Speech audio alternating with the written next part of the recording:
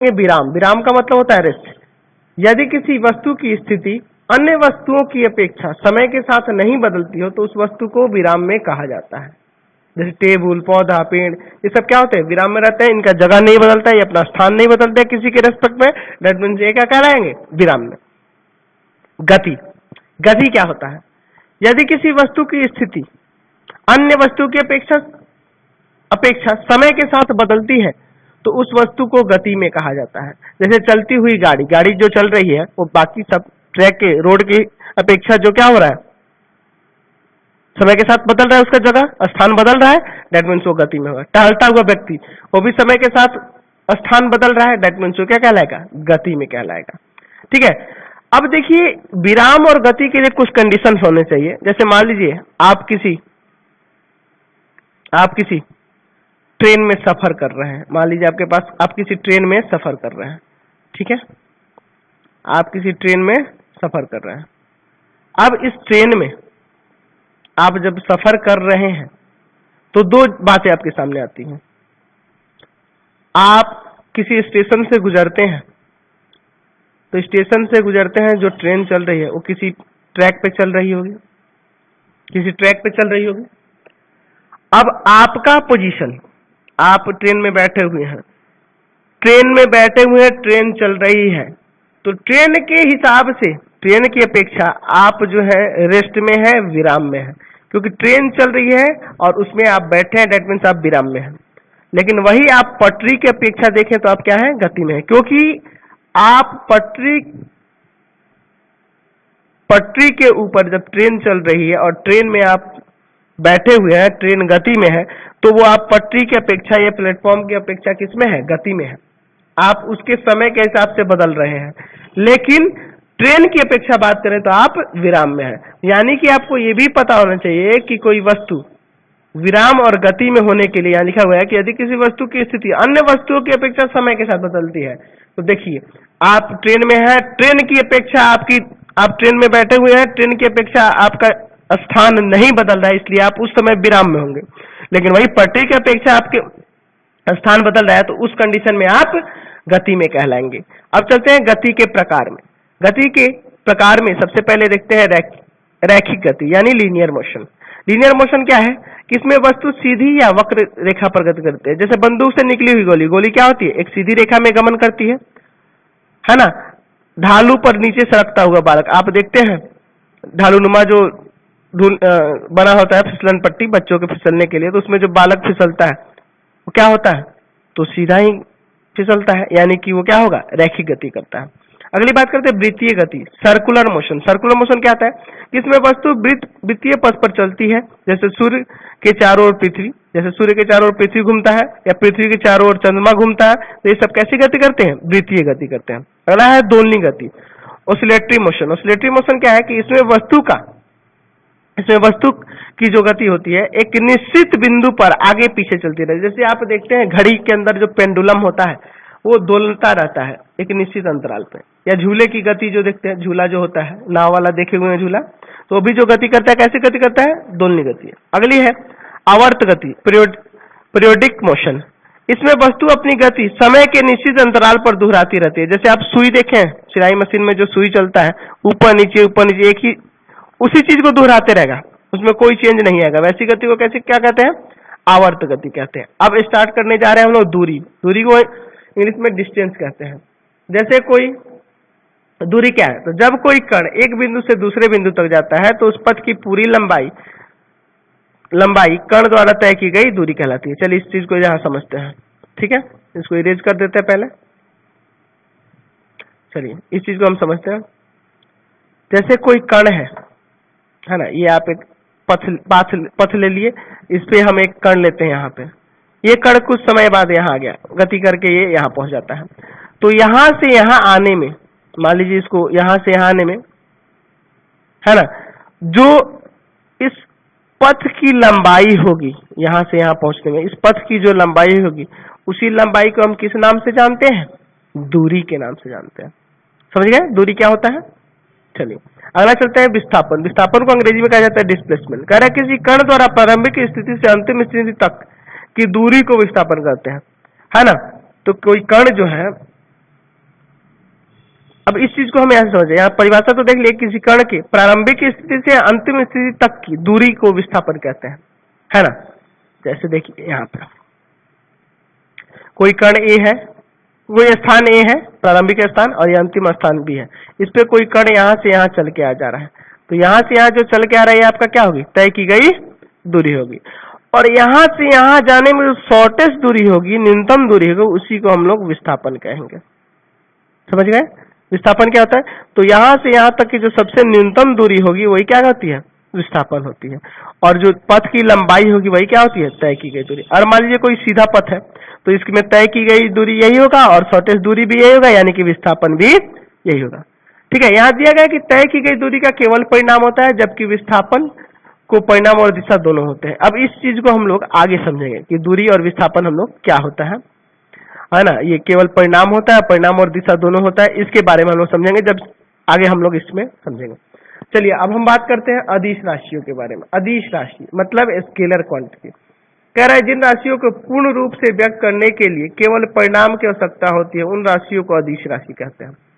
इसके पहले चैप्टर में हम लोग पढ़े थे द्रव्यमान, समय, आयतन, दूरी, ये सब जो होती हैं ये क्या होती हैं, अदिश राशियां होती हैं, क्योंकि इनका केवल परिणाम होता है। यानी दूरी जो होता है 5 मीटर, 10 मीटर, 5 किलोमीटर, क्या उसकी कोई दिशा होती है? अब आपसे कह दे कि 5 किलोमीटर, तो वो क्या होगा, आपको उससे दिशा पता चल जाएगी। 5 किलोमीटर आपको कहाँ जाना है, पूर्व, पश्चिम, उत्तर, दक्षिण, कुछ आपको नहीं पता है।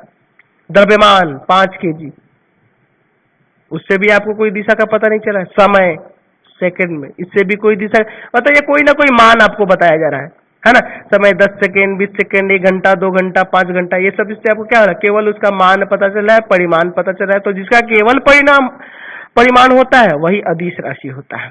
ठीक है, तो वही यहाँ बात कर रहे थे कि तय की गई दूरी का केवल परिणाम होता है, मतलब दूरी का केवल परिमाण होता है। अगर यही कह दे कि 5 मीटर, दैट मीन्स वो क्या है, एक दूरी है। और वही कह दे 5 मीटर पूरब दिशा में, दैट मीन्स वो आपका विस्थापन होगा, क्योंकि उसका परिणाम और दिशा दोनों है। तो अदिश राशि समझ गए। आगे चलते हैं सदिश राशियां। सदिश राशियां को अंग्रेजी में वेक्टर क्वांटिटी कहते हैं। वेक्टर क्वांटिटी क्या होता है कि जिस राशि को पूर्ण रूप से व्यक्त करने के लिए परिणाम और दिशा, देखिए इसमें परिणाम और दिशा अगर दोनों होगा तो सदिश हो जाएगा, और जिसका केवल परिमाण होगा वो क्या हो जाएगा, अदिश हो जाएगा। और जिसका परिमाण और दिशा दोनों होता है वो क्या होता है, सदिश होता है। जैसे विस्थापन, वेग, त्वरण। अब देखिए विस्थापन अभी आपको बताएं, वेग आगे हम पढ़ेंगे कि समय के रेस्पेक्ट में जो विस्थापन में जो चेंज आता है वही क्या, विस्थापन बट्टा समय जो होता है वो वेग कहलाता है। त्वरण के बारे में पढ़ेंगे, बल के, ये सब क्या होता है, सदिश राशि। जैसे अगर मान लीजिए किसी वस्तु पे बल लगा रहे हैं, तो जिधर बल लगेगा उसी दिशा में वो गति करेगा, दैट मीन्स वो क्या होता है, वेक्टर क्वांटिटी होता है, सदिश राशि होती है। इसके बारे में हम लोग आगे देखेंगे, वेग, त्वरण, बल, है ना, इसी चैप्टर में देखेंगे। चलिए अब हम बात करते हैं औसत चाल की। औसत चाल क्या होता है? कह रहा है कि किसी वस्तु द्वारा किसी समय अंतराल में तय की गई दूरी और उस समय अंतराल में तय की गई दूरी और उस समय अंतराल के अनुपात को उस वस्तु का औसत चाल कहते हैं, है ना। कि मतलब कितना कोई वस्तु दूरी तय किया और जो दूरी तय किया उस दूरी को तय करने में कितना समय लगा, वही उसी का जो अनुपात होता है वही क्या होता है, औसत चाल। देखिए यहाँ लिखा है तय की गई दूरी बटा दूरी तय करने में लगा समय, मतलब इस दूरी को तय करने में जो समय लगा है उसी से भाग कर देंगे तो आपका औसत चाल निकल जाएगा। अतः किसी वस्तु द्वारा किसी समय अंतराल में औसत चाल उस वस्तु द्वारा इकाई समय में तय की गई दूरी होती है। यही यहाँ भी कह रहा है कि प्रति इकाई समय में तय की गई दूरी होती है, उसी को क्या कर सकते हैं, उस वस्तु की औसत चाल कहेंगे। चलिए अब हेडिंग लेते हैं, हम लोग चाल के बारे में जानते हैं। चाल क्या होता है? तो चाल किसी वस्तु द्वारा एक छोटे समय अंतराल में, वो था एक किसी भी इंटरवल को लिया जा सकता है। अब देखिए ये छोटे समय अंतराल में जो तय की गई दूरी होगी और उस समय का अनुपात जो होगा वस्तु की चाल कहते हैं। कह रहा है कि किसी वस्तु द्वारा एक छोटे समय अंतराल में तय की गई दूरी और उस समय अंतराल के अनुपात को वस्तु की चाल कहते हैं, उस वस्तु की चाल कहते हैं। चाल एक अदिश राशि है। अदिश मतलब क्या है? अदिश मतलब समझ रहे हैं, स्केलर क्वांटिटी, यानी कि इसका केवल परिमाण होगा, दिशा नहीं होता है। यानी चाल बराबर क्या फॉर्मूला हो जाएगा, दूरी बटा समय। चाल को हम लोग v से डिनोट करेंगे, दूरी को s से और समय को t से। अगर इसमें इससे गुना कर दे v में t से, तो s बराबर फॉर्मूला हो जाएगा v बराबर t, यानी दूरी बराबर हो जाएगा चाल गुना समय। अब हम बात करते हैं चाल की मात्रक की। तो चाल का मात्रक निकालने के लिए हमें दूरी का मात्रक पता होना चाहिए और समय का। कल हम लोग देखे थे, इसके पहले चैप्टर में देख चुके हैं। चलिए कि अगर किसी का ये सही मात्रक निकालना है तो उसका सूत्र पता होना चाहिए और उस सूत्र में दिए गए राशियों के मात्रक भी पता होने चाहिए। तो यहाँ दूरी का मात्रक आपको पता होना चाहिए और समय का। तो दूरी का होता है मीटर और समय का होता है सेकंड, यानी कि चाल का सही मात्रक क्या हो जाएगा, मीटर प्रति सेकंड। मीटर प्रति सेकंड। तो आपको याद हो गया कि चाल का सही मात्रक होता है मीटर प्रति सेकंड। और भी मात्रक हो सकता है, किलोमीटर प्रति घंटा भी आप ले सकते हैं। चलिए इसके आगे चलते हैं। अब कहीं कहीं क्वेश्चन आ जाएंगे जिसे आपको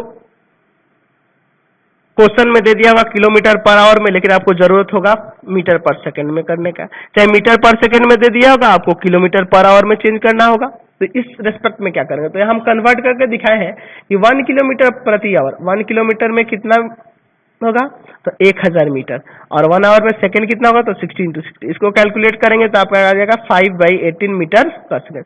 तो अगर किलोमीटर आवर से मीटर पर सेकंड में चेंज करना होगा तो 5/18 से इंटू करना होगा। अगर आपको चेंज करना होगा मीटर पर सेकंड से किलोमीटर पर आवर में, तो 18/5, इसको उलट देंगे, 18/5 से इंटू करेंगे मीटर पर सेकंड से किलोमीटर पर आवर में बदलने के लिए। अगर किलोमीटर से पर आवर में बदलना होगा तो 5/18 से गुना कर देंगे। ये आपको याद रखना होगा। चलिए अब हम बात करते हैं एक समान चाल यानी यूनिफॉर्म स्पीड। कह रहे हैं कि यदि कोई वस्तु बराबर समय अंतराल में बराबर दूरी तय की करती है, तो चाहे वह समय अंतराल कितना छोटा क्यों ना हो, तो कहा जाता है कि वह एक समान चाल से गति कर रहा है। मतलब बहुत ही छोटे अल्प समय में भी आप ले सकते हैं, 1 सेकेंड, 2 सेकेंड, 5 सेकेंड, कितना भी छोटा समय हो, उस समय अंतराल में अगर तय की गई दूरी बराबर हो तो उसको क्या कहेंगे, एक समान चाल कहते हैं, है ना, एक समान चाल कहते हैं। ठीक है। असमान चाल क्या होगा कि जब समान समय अंतराल में असमान दूरी तय की गई हो, तब उस चाल को क्या कहेंगे कि वो असमान चाल से गति कर रहा है, कहेंगे कि तब वह असमान चाल से गति कर रहा है। चलिए इस बात को समझते हैं थोड़ा सा। अगर मान लीजिए ये कण यहां से यहां आया,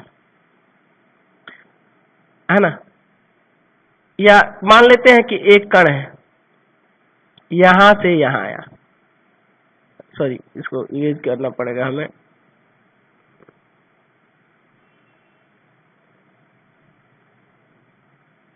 चलिए देखिए ये कण है यहां से आया, फिर ये यहां चला आया। ठीक है। यहां से यहां 5 किलोमीटर है, यहां से यहां 5 किलोमीटर है। यहां से यहां इसको जाने में लगता है 1 घंटा, यहां से यहां जाने में इसको लग रहा है 2 घंटा। अगर आप उस दूरी में 5 किलोमीटर में 1 से भाग करेंगे तो आएगा 5 किलोमीटर पर आवर। क्या आएगा, 5 किलोमीटर पर आवर। अगर इसमें डिवाइड करिएगा तो आएगा आपका 2.5 किलोमीटर पर आवर, 2.5 किलोमीटर प्रति घंटा। यानी कि देखिए ना, चाल अलग अलग आ गया, तो ये असमान चाल हो गया, है ना, क्योंकि 5 किलोमीटर जाने में उसको 1 घंटा लग रहा है और 5 किलोमीटर जाने में 2 घंटा लग रहा है, यानी कि ये असमान चाल से गति कर रहा है। और समान चाल से गति का मतलब क्या कि बराबर दूरी तक है। वही 5 किलोमीटर पर आवर यहाँ भी है, 5 किलोमीटर पर आवर यहाँ भी है, डेट मीन्स वो कहेंगे कि समान चाल से वो गति कर रहा है, नहीं तो असमान चाल से गति करेगा। वेग क्या होता है? अच्छा, वेग को हम लोग साधारण ऐसे समझ लें कि विस्थापन और समय का अनुपात ही क्या होता है, वेग होता है। तो आपको पता है विस्थापन और समय का अनुपात क्या होगा, वेग होगा। ठीक है। तो यह इसका अलग भी परिभाषा कह रहा है कि किसी गतिमान वस्तु का वेग इकाई समय में वस्तु का विस्थापन है, यानी कि विस्थापन बटा समय। इकाई समय में वेग बराबर क्या होता है, विस्थापन बटा समय। अच्छा, विस्थापन की बात करें और दूरी की, तो दूरी आपका उसका केवल परिणाम होता है। तो यहाँ आप ऊपर परिभाषा पढ़े हुए हैं कि जिसका केवल परिमाण होता है वो अदिश राशि होता है, और जिसका परिणाम और दिशा परिमाण और दिशा दोनों होता है वो क्या होता है, सदिश राशि। यानी आपसे बात करें, आपसे कहा जाए कि आप बताइए कि दूरी क्या है, तो आप कहेंगे दूरी अदिश राशि है। क्यों? क्योंकि उसका परिमाण है। और आपसे पूछा जाए कि विस्थापन क्या है, तो विस्थापन सदिश राशि है क्योंकि उसका परिमाण और दिशा दोनों होता है। चलिए आगे बढ़ते हैं हम लोग। वेग, तो वेग विस्थापन बटा समय। अच्छा, वेग भी क्या हो जाएगा क्योंकि विस्थापन इसमें आ गया, यानी कि वेग भी क्या है? सदिश राशि, यानी वेक्टर क्वांटिटी। चलिए वेग समझ गए। अब वेग को यहां देखते हैं। मान लीजिए समय t लग रहा है और वस्तु s दूरी विस्थापित करे, तो यहां से भी फॉर्मूला हो जाएगा वेग बराबर मतलब v बराबर s बाई टी। ठीक है, आगे हम स्टार्ट करने जा रहे हैं त्वरण। त्वरण क्या होता है? त्वरण क्या होता है? कह रहा है समय के साथ वेग में परिवर्तन की दर को त्वरण कहते हैं। समय के साथ वेग में परिवर्तन की दर को समय कहते हैं, त्वरण कहते हैं। चलिए इस चीज को समझा जाए थोड़ा। कोई कण है,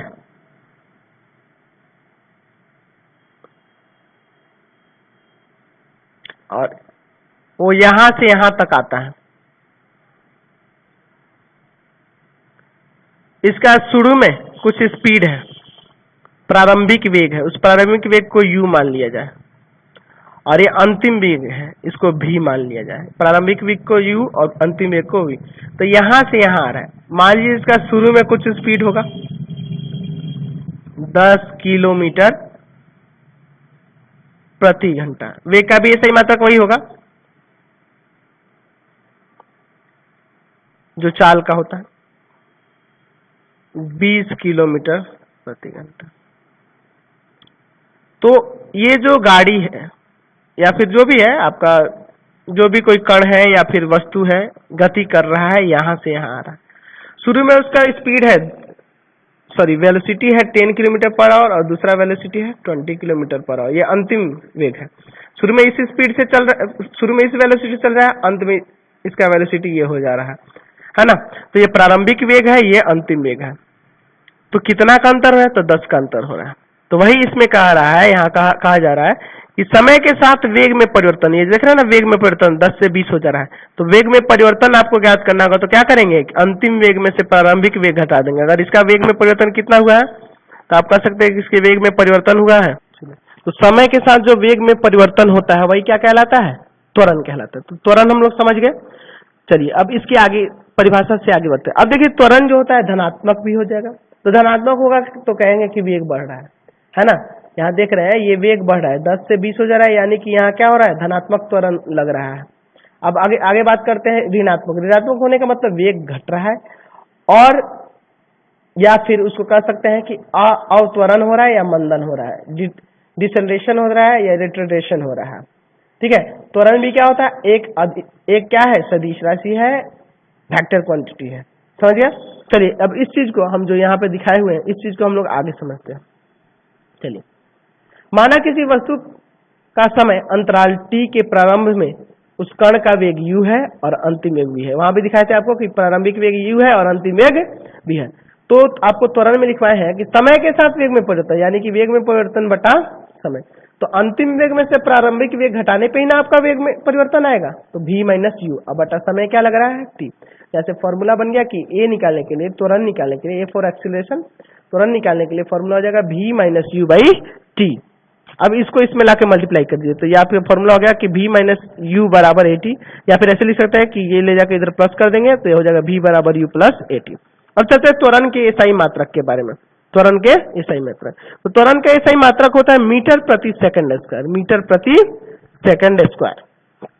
ठीक है, अब त्वरण की बात करते हैं। तो एक समान त्वरण, एक समान त्वरण को कैसे डिफाइन करेंगे? तो कह रहा है कि जब किसी वस्तु के वेग में बराबर समय अंतराल में, चाहे समय अंतराल कितना छोटा क्यों न हो, बराबर परिवर्तन होता है, तो उसका त्वरण एक समान या अचर कहलाता है, यूनिफॉर्म कहलाता है। देखिए यहाँ जो है यूनिफॉर्म का ग्राफ दिखाया गया है कि एक किसी फिक्स दर से बढ़ रहा है। ये देखिए, ये देख रहे हैं ना, इस रेखा का ढाल जो होगा वही त्वरण होगा। अगर ग्राफिकली बात करें तो इस रेखा का, ये जो रेखा ए बी है, इसका जो ढाल होगा वही क्या कहलाएगा?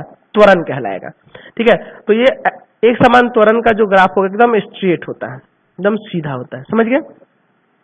चलिए, तो ये रहा वेग, इस पे वेग दिखाया जा रहा है, इस पे समय आ रहा है, और ये जो वेग में परिवर्तन हो रहा है, वेग पहले ये था, u था यहाँ, और देखिए वेग क्या हो जा रहा है, v हो जा रहा है, ये वेग v हो जा रहा है। कब हो रहा है, तो समय जब t लग रहा है तब। ठीक है, चलिए अब चलते हैं असमान त्वरण। उस बराबर समय अंतराल में वेग में बराबर परिवर्तन नहीं होने पर उस त्वरण को असमान या चर कहते हैं, चर कहलाता है ना। असमान त्वरण या चर त्वरण कहलाएगा। ठीक है, असमान त्वरण क्या है कि बराबर समय अंतराल में वेग में समान परिवर्तन नहीं होगा, दैट मीन्स वो क्या कहलाएगा, असमान त्वरण कहलाएगा। तो इसका ग्राफ देखिए वक्र की तरह जा रहा है। ठीक है, तो ये असमान त्वरण का ग्राफ है, और ये समान त्वरण का तो ग्राफ आप देख के बता सकते हैं, असमान त्वरण। और ये असमान त्वरण है, और ये क्या है, समान त्वरण हो रहा है, एक समान त्वरण हो रहा है ना। चलिए, यह अचर त्वरण हो रहा है। ठीक है, आगे हम बात करते हैं वेग समय समीकरण। अब देखिए वेग समय समीकरण समझने से पहले ये थोड़ा ये ग्राफ को देखते हैं, ये ग्राफ क्या कह रहा है। देखिए ये जो दिखाया गया है, ये एक्स अक्ष, ये जो दिखाया गया समय के लिए है ना, और ये दिखाया गया है वेग के लिए। ठीक है, इसका मीटर पर सेकंड ऐसा यूनिट, इसका सेकंड होता है। चलिए अब बात करते हैं, एक कण है यहाँ पे जो ए बी पथ पे ए बी दिखाया जा रहा है, उसका ग्राफ है ना। इसका प्रारंभिक वेग ए पोजीशन पे देखिए, इसका प्रारंभिक वेग है u, यहाँ से यहाँ तक की लंबाई, और अंतिम वेग यहाँ देखिए ये दिखाया गया है v। ठीक है, ये अंतिम वेग क्या है, v है। ठीक, और इसको यहाँ से यहाँ तक पहुँचने में जिस रेट से बढ़ रहा है, ये जो इसका ढाल जो कहलाएगा, इसका ढाल ए बी का जो ढाल होगा, ढाल क्या होगा, तो BC में इस AC से डिवाइड कर देंगे तो ढाल निकल जाएगा। BC में इस AC से डिवाइड करेंगे तो क्या होगा, रेखा AB का ढाल, मतलब त्वरण क्या होगा, BC बटा AC होगा। तो यहाँ t समय में प्रारंभिक वेग u से इसका अंतिम वेग क्या हो जा रहा है, v हो जा रहा है। ठीक है, वेग समय समीकरण के बारे में बात करते हैं। कह रहा है एक सरल रेखा में एक समान त्वरण से गतिशील कण का त्वरण वेग समय ग्राफ की ढाल से प्राप्त होता है ना। अब इस वेग इसके ढाल से हम लोग प्राप्त करेंगे, तो ए बी का ढाल आपको ढाल बताए क्या होगा, BC बटा AC। यहाँ देखिए लिखा गया है BC बटा AC, ढाल त्वरण के बराबर होता है, अभी आपको बताए, तो BC बटा AC। अच्छा, ये जो BC कैलकुलेट करेंगे, ये BC ये कैसे कैलकुलेट करेंगे, तो BC कैलकुलेट करने के लिए अगर आप इस BE में से अगर हम EC को घटा दें, यहाँ BE में से CE या EC एक ही बात है, घटा दिया जाए। अब देखिए ये जो दिखाया गया है AC, तो AC जो होगा OE के बराबर होगा, क्योंकि ये देखिए एक आयत बन रहा है ना, तो ये इसके बराबर होगा, आमने सामने की भुजाएं बराबर होंगी। चलिए अब BE, अब जो BE है, BE इस OD के बराबर होगा, क्योंकि ये भी एक देखिए आयत बन रहा है, ये जो होगा इसके बराबर होगा। ठीक है, उसी तरह अगर बात करें EC, तो EC जो होगा EC ये OA के बराबर होगा, क्योंकि ये एक आयत है, आमने सामने की बजाय बराबर। चलिए OD कितना है, तो OD की लंबाई यहाँ से यहाँ तक भी दी गई है। OA कितना है, तो OA देखिए ये रहा, U दिया गया है तो U रख दिए। OE कितना दिया हुआ है, तो समय लग रहा है T, तो यहाँ से फॉर्मूला आ गया कि A बराबर V minus U by T। जो आप यहाँ से इसको मल्टीप्लाई करिए तो AT बराबर V माइनस U, V बराबर U प्लस AT। तो ये पहला समीकरण होगा, है ना, ये पहला समीकरण होगा किसका, गति का ये फर्स्ट समीकरण होगा। अब चलिए आगे बात करते हैं विस्थापन समय समीकरण। तो कह रहा है वेग समय ग्राफ और समय अक्ष के बीच किसी समय अंतराल से घिरे क्षेत्रफल, उस समय अंतराल के में विस्थापन होता है, अतः समय अंतराल T में कण का विस्थापन। अब इस ग्राफ, इसको आप समझे नहीं अभी, देखिए इस चीज को हम समझते हैं। इस ग्राफ में आते हैं, आपको पता है कि फॉर्मूला दूरी बराबर होता है दूरी बराबर होता है चाल गुना समय, या फिर आप दूरी बराबर ये भी तो लिख सकते हैं वेग गुना समय, विस्थापन बराबर आप ये भी लिख सकते हैं कि वेग गुना समय, है ना। यानी कि वेग में जब समय से गुना करिएगा तो इस क्षेत्र का क्षेत्रफल निकलेगा, और वो क्षेत्रफल क्या होगा, विस्थापन के बराबर होगा, है ना। आप अभी पढ़े हैं कि अभी आप ऊपर पढ़े थे, यहाँ पढ़े हुए हैं, कहाँ गया, ये रहा कि वेग बराबर विस्थापन बटा समय। तो अगर समय को वेग में गुना कर दिए तो विस्थापन निकल जाएगा, है ना। समय में वेग से गुना कर देंगे तो क्या निकलेगा, विस्थापन। अच्छा, तो अब देखिए, अब जब ये वेग है और ये समय, इसमें गुना करिएगा तो क्या निकलेगा, इसका क्षेत्रफल। और क्षेत्रफल जो होगा, इस क्षेत्र का जो क्षेत्रफल होगा वो किसके बराबर होगा, इस क्षेत्र का जो क्षेत्रफल होगा किसके बराबर होगा, तो विस्थापन के बराबर होगा। क्योंकि वेग में विस्थापन से, वेग में समय से गुना करने पे क्या प्राप्त होता है, हमें विस्थापन प्राप्त होता है। चलिए अब ग्राफ यहाँ आते हैं। तो एस जो आएगा, एस क्या होगा, तो विस्थापन होगा, और वो विस्थापन किसके बराबर होगा, तो उसके क्षेत्रफल के बराबर। तो किस क्षेत्रफल, समलंब चतुर्भुज ओ ए बी ई का क्षेत्रफल। यहाँ देखिए समलंब चतुर्भुज ओ ए बी ई, इसका क्षेत्रफल। तो इसमें दो चीज देख रहे हैं, तो एक आयत है, एक त्रिभुज है। तो त्रिभुज आयत कौन है, ओ ए सी ई, और त्रिभुज एबीसी था। चलिए, तो आप आयत का क्षेत्रफल क्या जानते हैं, लंबाई गुने चौड़ाई। तो या तो आप ओई गुना इसी ले लिए, चाहे एसी गुना ईबी ले लिए, चाहे ओए गुना ओई ले लीजिए, ठीक है। और त्रिभुज का क्षेत्रफल क्या होता है, तो 1/2 आधार एसी या गुना ऊंचाई बीसी, एसी गुना बीसी। अब देखिए एसी, एसी गुना बीसी, ठीक है। अब चलिए, यहाँ पे हम लोग देख रहे हैं कि बीसी, बीसी यहां दिया गया है, तो बीसी जो होगा, बीसी, बीसी में अगर हम एसी से भाग कर दें, बीसी में अगर एसी से भाग कर दें तो क्या प्राप्त होगा आपका, ढाल यानी कि त्वरण।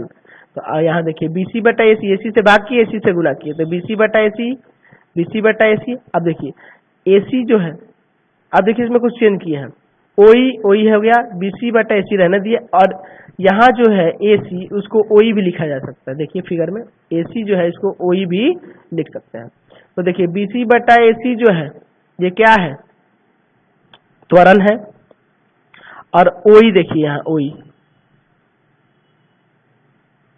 ओई, एक ओई यहाँ है, एक ओई यहाँ है, ये स्क्वायर हो गया, ओए गुना ओई। तो ओए गुना ओई जो है, ओए का वैल्यू यू दिया है, आपको पता है फिगर में, ओई का टी दिया है ना। तो यहां रख देंगे, ओए के जगह क्या रखेंगे, यू, ओई की जगह क्या रखेंगे, टी, प्लस 1/2 बीसी बटा एसी क्या होता है, तो ढाल होगा रेखा का, जिसे ए से डिनोट करेंगे। और ओई क्या है, तो ओई आप अभी देखे थे टी है, तो यहाँ से टी स्क्वायर हो जाएगा। यानी कि ये जो मान आया है ये कहाँ आया है, इस समीकरण में रख दें, ये एस के इक्वल में है, तो एस बराबर ओए की जगह यू रख दिए, ओई की जगह टी रख दिए, 1/2 बीसी बटा एसी ढाल हो गया रेखा का, और समय ओई जो दिया है वो टी दिया है, तो टी का स्क्वायर, मतलब यहाँ से फॉर्मूला बन गया एस बराबर UT plus half eighty square. ये क्या होगा, तो दूसरा समीकरण होगा, ठीक है, गति का दूसरा समीकरण। अगला है वेग विस्थापन समीकरण, तो ये भी उसी से प्राप्त होगा। तो समलंब चतुर्भुज का क्षेत्रफल जो यहाँ जो समलंब चतुर्भुज देख रहे हैं, इसको हम दूसरे फिगर में देखते हैं, यहाँ से देखते हैं, इसी से देख लेते हैं। चलिए, इसका क्षेत्रफल एक और होता है कि 1/2 समांतर भुजाओं। अब देखो इस समलंब चतुर्भुज ओ ए बी ई में, ओ ए बी में समांतर भुजा ये होगा ओ ए और बी सी, और इसकी ऊंचाई ए सी ले लीजिए या ओई ले लीजिए, ठीक है। तो इससे हम लोग अब निकालते हैं। चलिए, तो समांतर भुजाओं का योग गुना उनके बीच की दूरी। तो यहाँ से अब समांतर चतुर्भुज का क्षेत्रफल निकालना है, तो समांतर भुज 1/2 समांतर भुजाओं का योग। तो समांतर भुजा अभी आपको बताया कि ये ओए है और क्या है, बीई है, तो वही यहाँ रख दिया गया है, ओए और बी, और गुना उनके बीच की दूरी एसी, 1/2 ओए। अब बीई जो है, यहाँ देखिए बीई जो है, बीई किसके बराबर है, ओडी के, और एसी जो है ओई के, तो यही रख दिया गया है। कहाँ गया, ये रहा। अब उसी तरह इसमें भी, यहाँ भी देखिए रख दिया गया मान को, ओए प्लस ओडी। अब देखिए एसी में बीसी से भाग किया और बीसी से गुना किया, बीसी से भाग किए और बीसी से गुना किया है। अब चलिए, अब एक काम करते हैं, ये जो बीसी है, बीसी किसके इक्वल हो सकता है, तो बीसी अगर बीई में से ईसी घटा दे तो बीसी आ जाएगा, तो वही यहाँ किया गया है, घटा दिया गया है। देखिए यहाँ घटाया गया है बीई में से सी। अब देखिए ये जो है इसको इसके बटा में ला दिए, पलटेंगे तो ये बीसी बटा एसी हो जाएगा। अब बीसी बटा एसी जो है ये किसके बराबर है, त्वरण के बराबर है ना, ढाल था। अब चलिए, अब देखो एक बार प्लस में है, एक बार माइनस में है, तो इसको आप a square minus b square लिख सकते हैं ना, a square minus b square. OD क्या है, तो ओडी आपका है भी, और ओए क्या है, वो है यू, तो यहाँ रख दिया गया, आपका आ गया एस बराबर 1/2 v square minus u square by a. अब देखिए एस बराबर है तो ये 2 और a इसमें जाके गुना कर दिया तो हो गया 2as, अब b square minus u square, अब u स्क्वायर को लाओ इसमें प्लस में, तो b स्क्वायर हो गया u स्क्वायर प्लस 2as। तो ये क्या हो जाएगा, गति का तीसरा समीकरण हो जाएगा। तो आप 3 समीकरण देखें, आपको इसे समझना है या फिर आप फॉर्मूला याद भी रख सकते हैं। पहला समीकरण है v बराबर u प्लस at, यहाँ v को अंतिम वेग, u को प्रारंभिक वेग, a को त्वरण और t को समय कहते हैं। दूसरा है आपका s बराबर ut plus half at square, जहाँ इसका मतलब विस्थापन कहिए, दूरी कहिए, u बराबर जो होगा प्रारंभिक वेग, t का मतलब समय और a का मतलब त्वरण होता है। यहाँ तीसरा समीकरण है v स्क्वायर बराबर u स्क्वायर प्लस 2s, जहाँ v बराबर अंतिम वेग, u बराबर प्रारंभिक वेग, a का मतलब त्वरण और इसका मतलब दूरी या विस्थापन। चलिए अब आगे अगला टॉपिक स्टार्ट करते हैं, एक समान वृत्तीय गति यानी कि यूनिफॉर्म सर्कुलर मोशन। तो आप वृत्तीय गति देखे थे कि किसी वृत्ताकार पथ पर जब कोई कण गति करता है उससे वृत्तीय गति करता है। अब उसी तरह एक समान वृत्तीय गति होता क्या है कि जब कोई कण वृत्ताकार पथ पर एक समान चाल से चलता है ना, तो वृत्तीय गति क्या थी कि कण उस पर गति करता है तो वृत्तीय गति हो गई। लेकिन जब एक समान चाल से चलता है तो उसको क्या कहेंगे कि वह क्या है, एक समान वृत्तीय गति है, बस थोड़ा सा ही अंतर है, उस पर वो चलता है। अब किसी भी स्पीड से रुक के चले या थोड़ा स्लो चले, फास्ट हो जाए, उससे कोई मतलब नहीं, वो वृत्तीय गति होगी। लेकिन एक समान वृत्तीय गति क्या होगी कि जब एक कण वृत्तीय पथ पर एक समान चाल से चलता है तो उस गति को एक समान वृत्तीय गति कहते हैं। तो यहाँ देखिए ये भी चाल को दिखाया जा रहा है इसके, और आर इसकी त्रिज्या है, आर क्या है, इसकी त्रिज्या है। देखिए यहाँ त्रिज्या ले लीजिए वृत्ताकार पथ की आर है ना, और चाल इसका एक समान भी ले लिए। अब चलिए वृत्ताकार पथ का परिधि क्या होता है, तो परिधि होता है 2πr। तो परिधि जो होगी उस कण द्वारा तय की गई दूरी होगी ना, और चाल में जब भाग कर देंगे तो क्या निकलेगा, समय।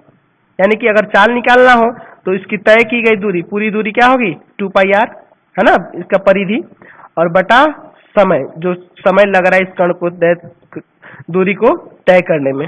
तो यहाँ से आपको क्लियर हो गया ये टॉपिक, यानी कि एक समान वृत्तीय गति आप समझ गए कि किसी वृत्ताकार पथ पर कोई कण एक समान चाल से चलता है तो उसको कहते हैं एक समान वृत्तीय गति है ना। इसके लिए फॉर्मूला आपका हो गया v बराबर